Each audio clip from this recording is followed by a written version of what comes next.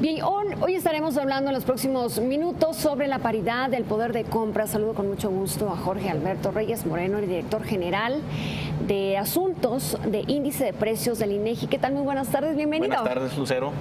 Muchas gracias. ¿Qué mide este estudio? ¿Para qué nos sirve apoyarnos en estos datos?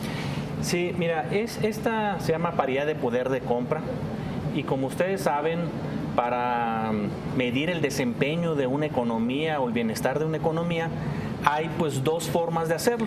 Hay más, pero principalmente dos.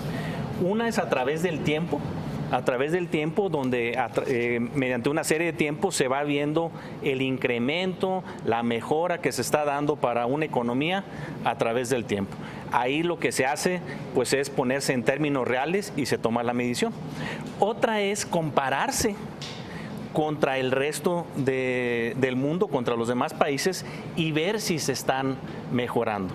Pero para hacer este análisis pues se requiere tener datos comparables y aquí entran las monedas, los datos, cada país lo mide en su moneda, en dólar, euro, pero también hay un nivel de precios distintos. Nosotros cuando viajamos a un país consumimos a un producto y vemos que el producto es más caro o más barato que en nuestro país. Y aquí es donde entra la paridad de poder de compra para poder comparar los datos de un país, compararse con el resto de los países. Midiendo una economía.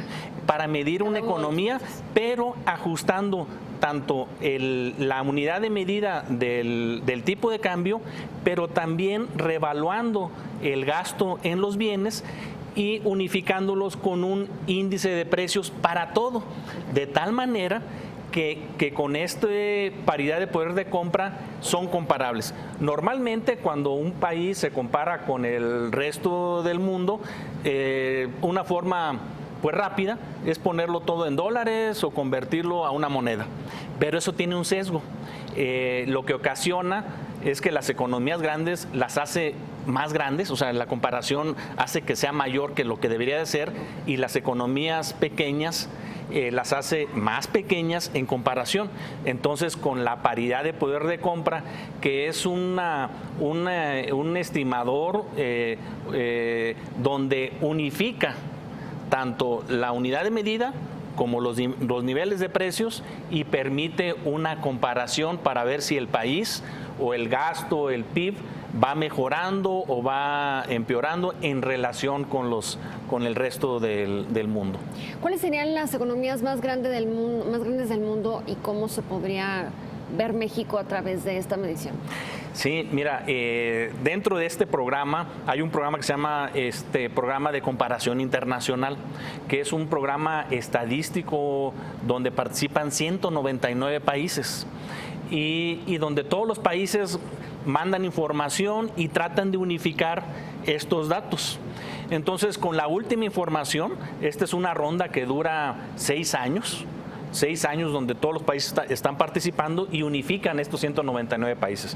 A nivel mundial, por ejemplo, Estados Unidos es el país con la economía más grande, le sigue China en segundo lugar, luego la India en tercer lugar, luego viene Japón, viene Alemania, Rusia y Brasil, y México está en el 12º lugar. ¿Qué significa? Que ya unificando estas comparaciones de tipo de cambio y de diferentes precios, diferentes niveles de precios a través de paridades de poder de compra en términos reales, México está en 12º lugar. Pero eso es por el tamaño de la economía. Si lo medimos el PIB per cápita, por ejemplo, ya dividido entre los ciudadanos, entre la población del país, la situación cambia. Y si hacemos esta comparación y ponemos a Estados Unidos como el 100%, lo medimos en relación a Estados Unidos, ya China, el PIB per cápita ya es 1/5 parte. La India es 1/10 parte. Y México, en PIB per cápita, es una tercera parte en relación con Estados Unidos. Ahora, esto es a nivel mundial. México participa dentro de la OCDE y dentro de la OCDE, México ocupa el 7º lugar después de Estados Unidos, Japón, Alemania, está Francia, Gran Bretaña e Italia. Y después en 7º lugar está nuestro país, México, como midiendo los tamaños de las economías. ¿Cuál sería el consumo individual per cápita aquí en México? Mira, ¿Y en qué consumimos principalmente? Sí, ese es un dato muy importante, porque a veces tomamos el PIB per cápita como una medida, una proxy de bienestar, porque lo divides todo lo que se produce entre la población total. Pero este consumo individual de las personas a través de paridades de poder de compra es el consumo propio de las personas, incluyendo, por ejemplo, la educación y la salud otorgada por el sector público. Entonces ya es todo el bienestar que se tiene individualmente, el per cápita, en lo que consumen. Por ejemplo, el PIB per cápita pues incluye la formación bruta de capital, que se divide entre el personal ocupado. Aquí es el puro consumo. Entonces es un indicador muy importante sobre el bienestar. Aquí, México, si lo vemos en el tiempo, y con el último dato, la cifra nos da $13,288. Ahora, ¿cómo se compara esto? Si lo vemos en los últimos 5 años, de 2010 a 2015, ha crecido 20% el consumo individual per cápita. Pero esto es bueno, ¿qué tanto en términos relativos? Entonces, ya si lo comparamos por ejemplo, con la OCDE, ya el nivel, pues es el nivel más bajo. Bien, este estudio veo que destaca el dato de las familias en educación. ¿Cómo es el caso de nuestro país? Bueno, en educación, aquí nada más quiero comentar que en términos de educación, en el gasto, aquí se mide lo que se publica dentro de la OCDE, es el gasto en educación privada.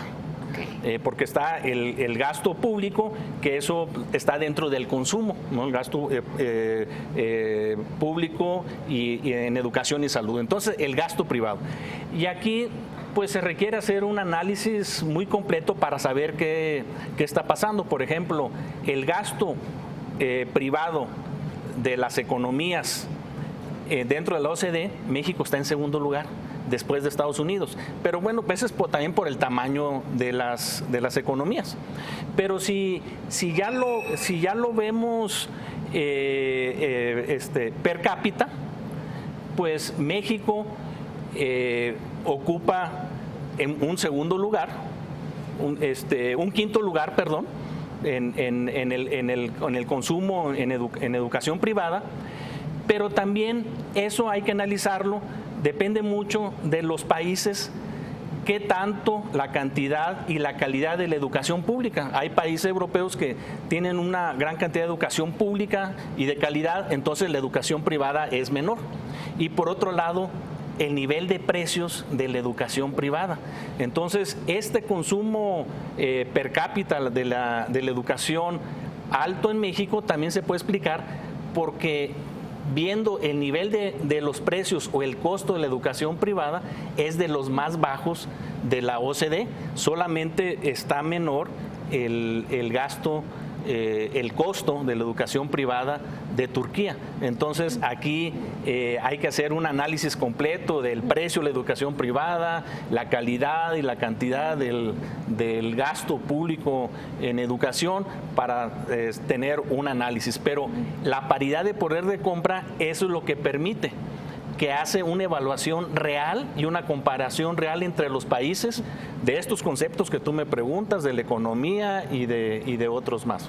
Jorge, muchísimas gracias por la visita, los datos y nos vemos más adelante.